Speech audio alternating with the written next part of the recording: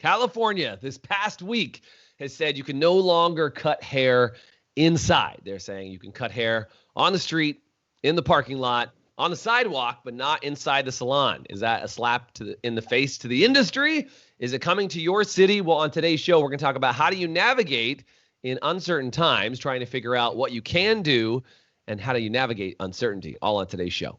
Salon owners are some of the most amazing people on planet Earth. The only problem is sometimes their hearts are so big and they give so much of themselves to their staff and guests that it creates unintended consequences. Our goal is to change the industry by elevating the way the rest of the world sees salons, spas, and barbershops and give it the credibility that it truly deserves. This is the Salon Owner Evo Revo Show. So there are new rules literally coming out, every single day. And it seems, state by state, Doug, at least in the U.S., there are lots of things that are changing and evolving. In fact, I watched a video earlier today from one of our extended family down in Peru that showed basically salon owners wearing hazmat suits, people, dusting their feet off before they come in, spraying everything down. And I was like, oh man, we're not out of the woods on this thing yet. There's still a lot of changes. The rules seem to keep changing, right? Doug, what are your thoughts on this? How do you as a salon owner look at this? Is it, how do we look at this and navigate to the other side? Yeah, well, I think one, even though the been through this before is relatively recent, is we have been through some of this before. So, I mean, we learned some lessons from what we just went through. And at least right now, we are still open. We are still able to do some things, which is good. But I think, how do we navigate it? I think the best thing is to get good information. I think the worst thing you can do is get caught up in rumors, especially from social media. I know when the first one, and that was part of the problem, that people get all kinds of disinformation or misinformation. Yeah. I think it's one of the things that we did, and what we did in our group, I think very well, was get good information and get it out to our group as soon as possible, so they can make decisions based on real facts. And some of it's going to be state by state. I think that was one of the other assumptions people made the first time, was what was going on in one state was what was going to go on in another state. So I think finding where's the place to get the best information for your state, for what you're doing, and then have a game plan. I think you have a game plan and communication with your staff. I think that's huge, because they're more susceptible to the rumors. And this is a huge point. We said this over and over again during all of the COVID shenanigans, which obviously we're still in. But we said this over and over again. Communication with your staff is the most important thing you can do, because you got to remember that for every one conversation you're having with your staff about COVID, they're having 50 other conversations about COVID outside of the salon environment, meaning their friends are saying, oh, can you even work in that salon? Is it safe for you to be there? Is it just remember, there's this giant rumor mill out there, by the way, called social media, but there's this giant rumor mill out there that's just going to town, and it's working on people's brains. And I think the most important thing you can do is protect the mindset of your staff and make sure the right information is there, because what you don't want to do is you don't want the main source of information coming into your salon coming from the outside. Now, by the way, that's true outside of pandemic times as well, right? Is that you don't want, outside people giving your team information about, oh, did you hear this salon can do this? Oh, did you hear that this salon pays this much? Oh, did you hear that this, you don't want that type of information. So what you really have got to work on inside your own salon to make this productive for you guys on Listen to Today's podcast is, how do you keep the communication flowing from you to your staff versus your staff coming to you with 1,000 questions about things that they've heard on the street? Right? What are some of those things? Now, I said up front that California is doing some very interesting things out here, and that may or may not come to you. I mean, I would say until you hear it's coming that way, or coming towards you, unless you are in California right now. By the way, do me a favor, if you're listening to the podcast or watching us live right now, type in what state you're in, type in what province you're in. If you're in another country, type that in. I'd like to know, because, you got to pay attention. Doug, you had a great point. How do you pay attention to the laws and regulations in your area? And we've talked about this before.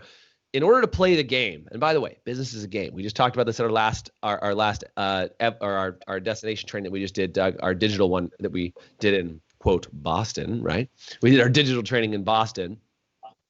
And we said that it's a game. And in order to figure out the game of business, you got to figure out what are the rules, who are the players, how do you win, how do you score points, how do you play by the local laws and regulations, and how do you then win, right? Like, how do you then take that on and say, okay, if I can only do parking lot haircuts, how do I win at that game? Because the other option is what? You just fight it? You argue with the refs the whole game? Like, let me just ask you, in what sporting event can you argue with the ref for the entire game and then win? It's probably not going to work out well for you. Sooner or later, you got to get back to playing the damn game, right? Yeah, and talking about communicating to your staff, understanding the rules.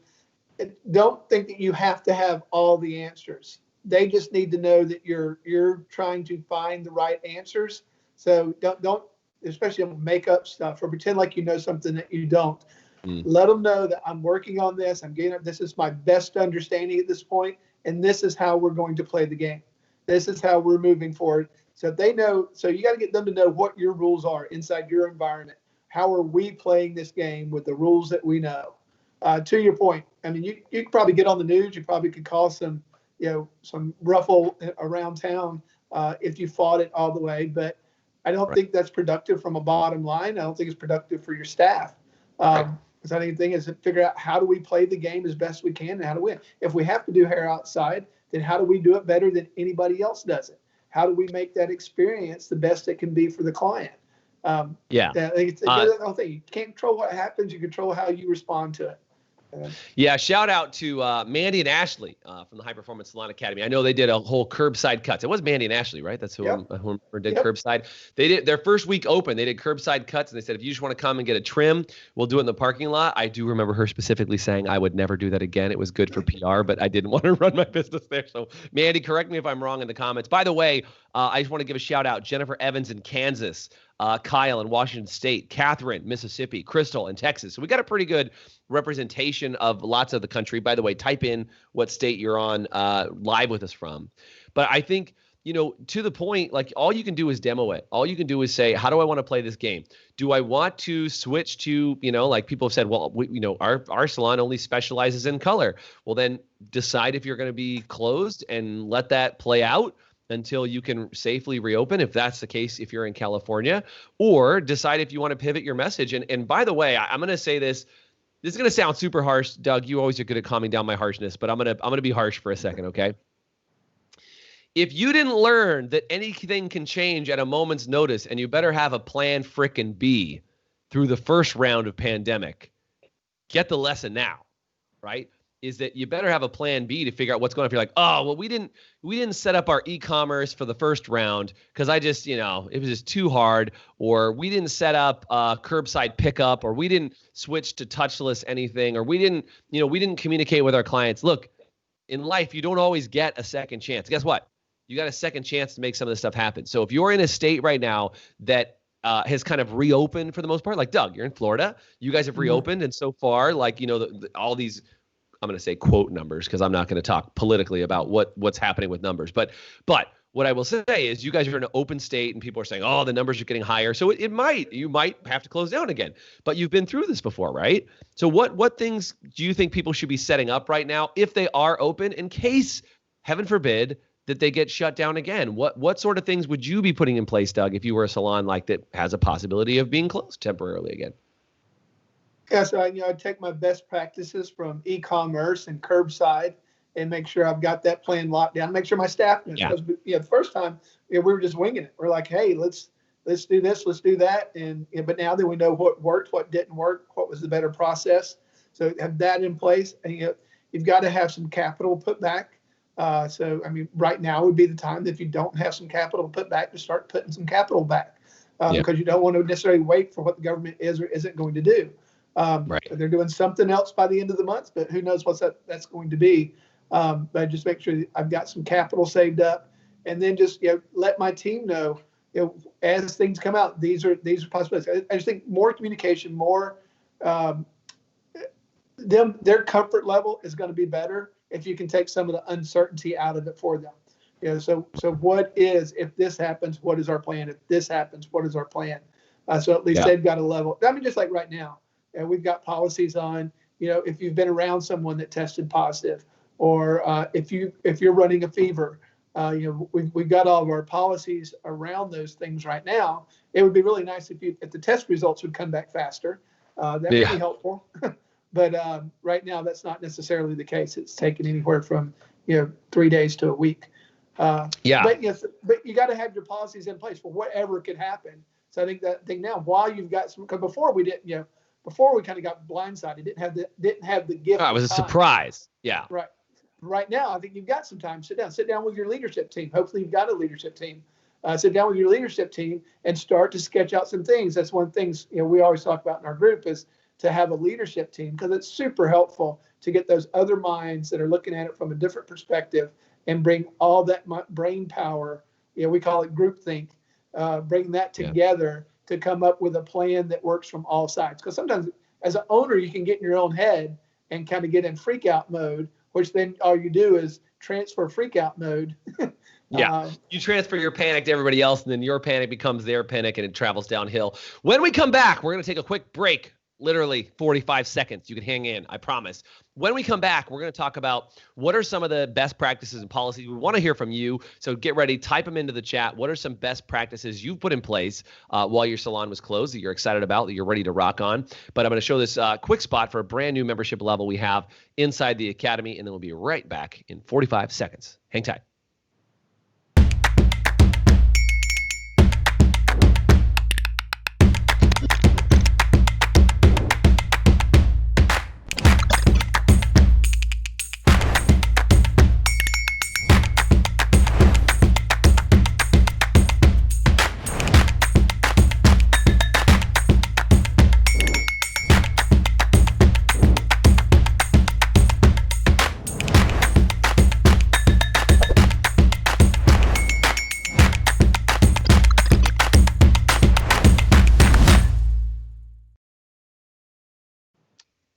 Now, if that wasn't an under promise and over deliver, that was 40 seconds long.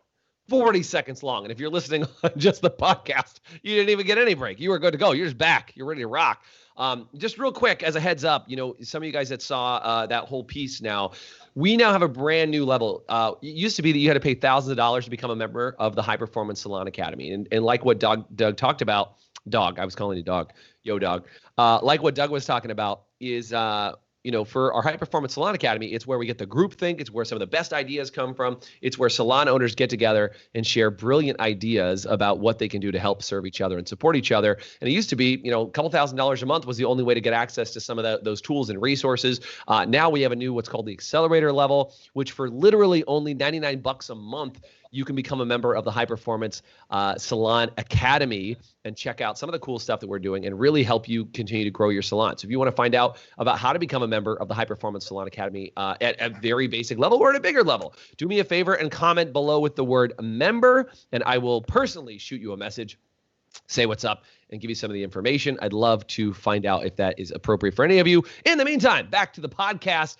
Doug, we're going to talk about some of the systems that we put in place. You talked about leadership team and making sure that when you're talking to people that they're not hung up in a situation that they're going, I'm just blindsided. I just don't know what to do. So we talked about a couple of things. We talked about curbside pickup. That's a really big deal. E-commerce was another really big thing. By the way, if you have not done the homework and started looking into Shopify or WooCommerce or talking to any of your POS systems to see what sort of commerce options they have that you can set up, this is a really big deal. Guys, do me a favor and comment. What are some other systems that you've put in place during COVID? Maybe it was you started doing barcodes. Like I know this is barcodes. I just said barcodes. QR codes. Barcodes is on my brain. Or on my brain. QR codes. There's a really cool tool, and I'll see if I can drop the link in the chat. But if you just search, create QR codes. I know that Canva allows you to do them, courtesy of Lindsay Lowe, by the way. Shout out to Lindsay Lowe. I didn't realize Canva could do QR codes. And I use one called QR Monkey, I think it's called. Just Google QR codes and QR Monkey, you'll find it. But the idea is that you can literally create touchless experiences. So again, if restrictions do get tighter, being able to have QR codes for people to walk over and explore retail by watching a video. And how cool would it be if you had your entire team shoot a video, or one person on your team who's really good at shooting video, shoot a video about some of the products that are on the shelf, explaining what's going on. That would be good no matter what time it is, right? Have them walk over, and as they're browsing retail, instead of picking it up and just smelling it as the only option, what if they were able to just take their phone, go over a QR code that said watch for more info, and then they watch a 1-minute short video about what is amazing about that product by some of your staff and stylist or team or anybody else that says, here's what's going on. Or if they want to learn more about getting their nails done or getting a massage or any of those other things that potentially is there, what a great way to do that. So I'm going to be shooting a video later this week on how to create QR codes and how to use them inside the salon. So keep an eye out for that. Track down all of our stuff. Make sure you subscribe to get all the latest updates on that. Doug, what are some other things that you've done? And again, guys, type in the chat. What are some things that you've created that are new improvements, enhancements during COVID that you'll keep with you going further faster? Doug, what are some other systems people need to have in place? Well, yeah, I think the video consultation with clients is a solid one to have. Because one, it saves time in the salon, saves time in person, and then you're doing the correct service when they come in. For new clients, or if you're shut down for a period of time before even existing clients come back, find out what they've been doing, what they haven't been doing. So that works really well. I think the other thing, like with the leadership team, is keeping the energy in the salon up. Right. So you're controlling. You want to make sure the conversations that are being had, you've got a good relationship with your leadership team, them listening to conversation, make sure they're helping direct the conversation so we're not getting into the doom and gloom and why the world's going to end. Because you still want to, as much as you can't control some of the physical things, you can still control the experience. So, right. We really try to up the game on the experience side, which is, one of the reasons we still do as the full service. While we still can do a full service, we do the full service, blowout, the whole 9 yards. Right. We want the experience to stay the same. And then you understand what your mask policy actually is. With cloth mask, disposable mask, and if a staff's using cloth mask, are they cleaning them regular? Are they taking breaks outside to take the mask off? Because there's a lot of health issues that happen if people are wearing a cloth mask day in, day out, and they're not cleaning it. Then that causes a whole. There was people been catching Legionnaire's disease from not cleaning their mask. It's actually I remember where I heard it, but it was a doctor. His wife was in the hospital, and he said you could run more tests, and because they were treating it as COVID, and it took him a while to convince them. No, this COVID is COVID. It's COVID. We'll have to test back, but we know it's COVID. And he finally got him to run the test. It was Legionnaire's disease. If they had not found out and they continued to treat her for Legionnaire's disease, she would have died. Just to be aware. Well, and so that's the point, right? Is like, what are I think this is a really, really clutch thing that you're saying here, Doug, is like, what are the modifications and policies that you've already put in place? Like, are you making sure that your staff, who, by the way, very rarely will take a break, especially when they're slammed, right? Like, as stylists that you guys run around like chickens with your head cut off. I totally know. You go back and forth from one client to the next and slightly running behind. Like, that stuff happens. So did you put a policy in place that says, are you taking regular breaks? They said one of the best things you can do to prevent yourself from getting any of this is make sure you go outside. I saw an article that was been shared all over the place. I know it was on behindthechair.com and a few other resources that I saw out there. But they ran an article. I think I saw it from Sherry Doss over at Redken shared this article too. Is there was 2 stylists that actually had COVID and saw over 150 guests each and did not pass COVID to them because of the policies and procedures around them wearing a mask and their safety standards. I think that story is such a testament to the high rigorous safety standards that exist inside salons when followed appropriately. Is that even though they found out later that they were infected, they did not infect any of their guests because of the safety standards inside the salon. And I just want to say this, and I don't know why I'm in such a mood today, Doug, but I'm just going to call out, if you're watching this podcast, or you're listening to the podcast, you're watching the show, you're trying to figure it out, and you in your salon are slipping on your standards, guys, it's time to really be serious about your standards. It's time to say, like, this is something to be really tuned into, and just make sure, instead of being, in a gray area, lead the charge with standards so that you can make sure that your guests feel good. And Doug, you said this really well earlier. You've said it before. Make sure the experience is world class, right? Is make sure they're still getting an outstanding experience no matter what, even if you are, wearing masks and face shields and all these other things. Make sure that the quality of experience is still super, super high. Any other tips you want to give, Doug, on that about how to keep the experience high amidst all these new standards they have to deal with? Well, I think controlling the mood level, as I said, conversations are so important. Make sure from your front desk that it's upbeat, it's positive. I think those are important. But I think Sam said a while ago, I'd like to hit on, if we want to keep our salons open and everything, everybody needs to be following the standards. Yep. When you're there, it is what it is. You can have personal thoughts about it one way or the other. I know it's uncomfortable. I know all those things.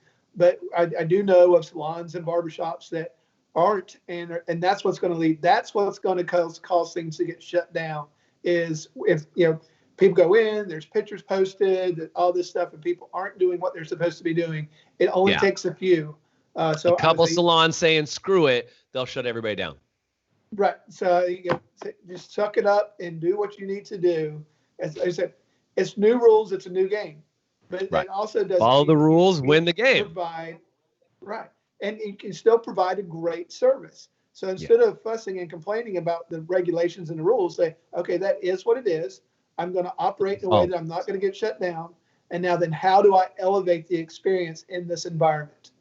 Because otherwise you'd waste a lot of, we talk about mental real estate all the time. You waste a ton of mental real estate pushing against something that you cannot change and ignoring the thing you can change. I go back to what I said up front. It's like arguing with the refs the entire game and wondering why you didn't win, right? Is you can either fight the rules or deal with the rules. I'm not just saying, roll over and take it. But the idea is that the people who are letting you play the game have a new set of rules, follow the rules. Melissa in here in the comments, by the way, thanks, Melissa, for sharing what she shared. I don't know how to say this, but you posted it in here. She said they invested in a Synexis, I think it's what it's called, biofence system. That's a dry hydrogen peroxide process that treats all the area, the air, everything all at the same time. That's awesome. It's a really cool improvement to be able to say, look, we went above and beyond and took some extra precaution to make our guests and clients feel extra safe, right? Just making sure that's there. Allie said they refreshed their entire team for staying safe, and our clients are super happy with the decision. So I think that's a really big deal, Doug, is just making sure you follow the standards, accomplish what you need to get accomplished, stay open, stay in really good communication with all these people. And if we follow the standards that have been given, we can stay open longer. When people fight, and I think this is really what you want to do, right, is you can fight it and you might be able to get some press out of the fight, right? Courtesy of Salon owner in Texas who fought the machine and got some PR. Or you can stay open.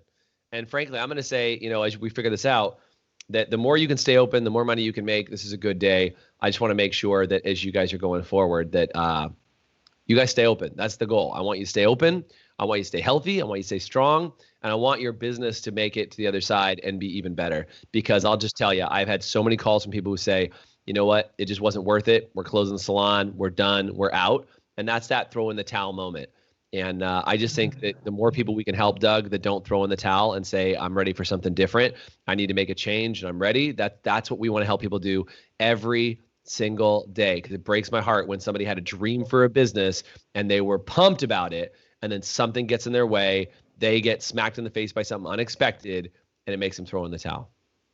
Yeah, and most of the time because they don't know how to change and accept where they are. It's like, so know what you got to operate in, but that doesn't mean that you give up and you just give into all that. You can still work behind the scenes. You can work with groups. You can work to protect things and change things. But when the rules are, the rules are. The thing is, I think it's like being, whether you're a part of our group or whether you're a part of some group, get connected with people that have a winning attitude. And I don't care how they change. We're going to win because not everybody can be up every day. You need support of other people's shoulders to stand on. So I would just highly suggest you get connected to somebody, some group of people, and not a group of people that want to complain or check yourself, right? Is your group complaining or is your group succeeding? And if you're in a group of complainers, it's time to find yourself a new group. It doesn't have to be ours by any means, but find a group that is positive, shares information with each other, is super giving, has been pumping you with information and keeping your head on straight. I just can't emphasize that enough. You guys, today has been how do you navigate through uncertain times? How do you deal with things as they are ever changing? And I hope today was valuable. If it has, do me a favor and say valuable in the comment sections because I want to make sure that you guys have been there. Thanks everybody who was on with us live and everybody who watched on the recording separately. Do me a favor and give us a rating. Man, if you enjoyed today's show and you were like, dude, today's show was fire, do me a favor. Yes, comment fire. Yes, go comment on it and leave us a review because every time you leave a review, you help us to communicate with even more salon owners just like you to help them navigate through uncertain times. Thank you guys so much for being on today. Doug, as always, man, pleasure. Thanks for listening to the Evo Revo podcast. If you liked today's episode, please subscribe, leave us a review, and you can always get more information, including show notes and the video episodes at evorevopodcast.com.